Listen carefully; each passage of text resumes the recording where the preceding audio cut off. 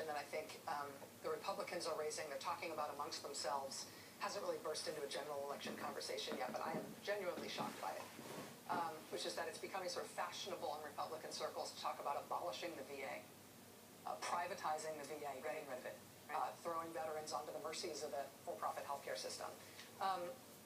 The reason they are able to propose something that radical is because the problems at the VA seem so intractable. If I had been running a Republican campaign against President Obama last year, I would have run it entirely on the VA.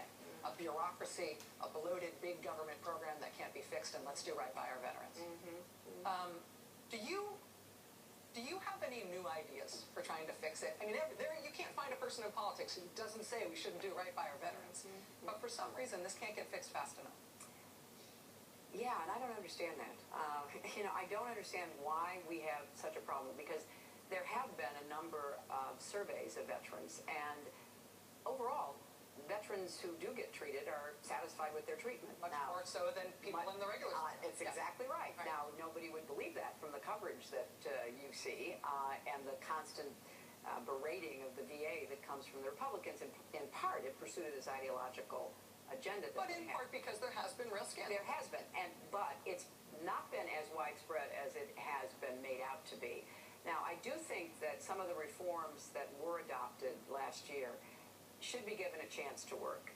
If there is a waiting period that is just unacceptable, you should be able to, in a sense, get the opportunity to go out, have a private physician take care of you, but at the cost of the VA.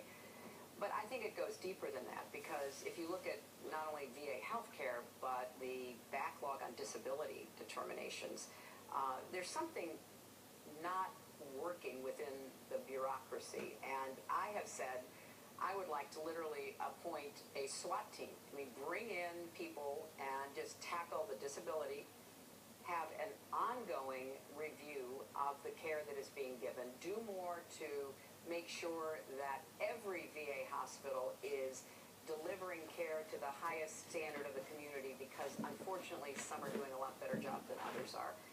And I think that the current new leadership that President Obama did put in seems to be trying to tackle a lot of this. I just don't know if they have enough help. And here's a perfect example of the way that the Republicans try to have it both ways. They try to create a downward spiral. Don't fund it to the extent that it needs to be funded, because we want it to fail so then we can argue for privatization.